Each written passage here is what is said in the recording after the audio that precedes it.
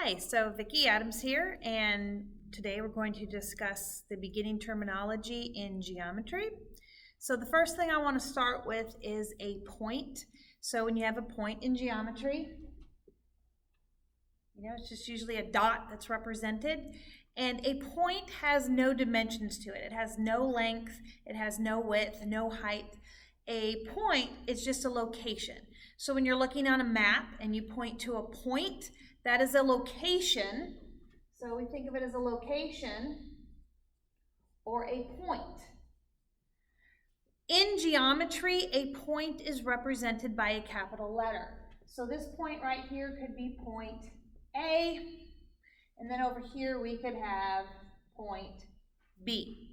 So we have 2 points that exist in space. So point A and point B, and that's how we refer to them. That's how they're labeled with capital letters.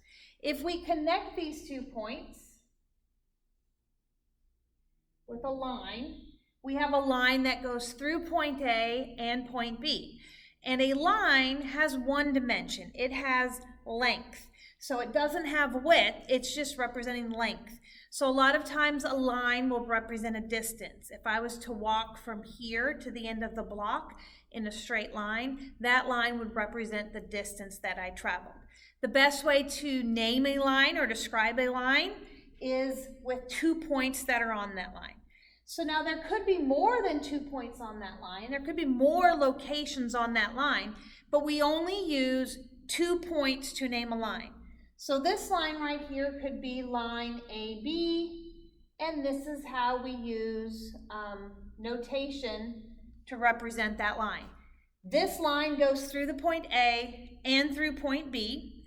We put a little line with 2 arrows on the end at the top. So these 2 arrows are important because that represents that line goes on forever and ever in both directions. There is no end to that line because it goes on forever, but we don't want to draw that line forever and ever and ever, so those arrows represent that it continues on. It's a line without an end. That is called line AB, and that is the notation. Notice you can use any 2 points in a line. This exact same line could be line AC. This exact same line could be line CB. This exact same line could be line BA. These are all names for the exact same line because this line, this unique particular line, goes through these points. And you can pick any 2 points on that line. So if somebody said, where is line AB? That's line AB. If somebody said, where is line BC? That is also line BC. It doesn't matter where it starts. It doesn't matter where it ends because it's a line. Okay, so we have a point and we have a line. After points and lines, the next thing we're going to talk about is a plane.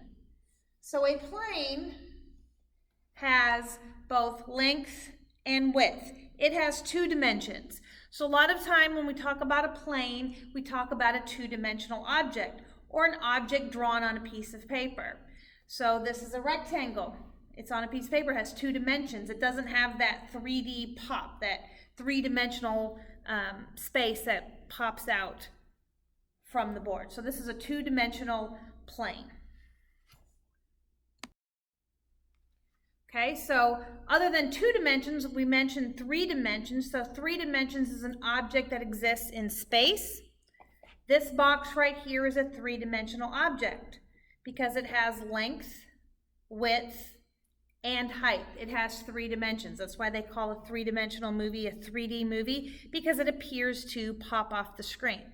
If you're going to draw a 3-dimensional object on the board, remember, you're drawing a 3-dimensional object on a 2-dimensional space because this board is only 2 dimensionals. We have to draw the illusion that that's popping out, the illusion that that is coming out of the board, and so that has 3 dimensions. So this has length and width, 2 dimensions, while a 3-dimensional object has length, width, and height. Another thing about this is a lot of times people will say, well, I thought this was the height. Why are you labeling this the height? Or which direction is height, which direction is width, which direction is length. Notice if I hold the box like this, the height is how much it goes up and down, right here. But if I were to turn the box over on its side, now that's the width, and this is the height. So when you have a three-dimensional object, it really depends on which way that object is sitting. What is the height? In this cube here, cube where all three sides are the same, the length, the width, and the height are interchangeable depending on which way that object is sitting. So when we're starting with geometry, we want to get the terminology down. So we're kind of all talking the same language. A point is a location. You label it with one capital letter. It has no dimension whatsoever. It's just a location. A line has one dimension. It has length. That's the only dimension it has.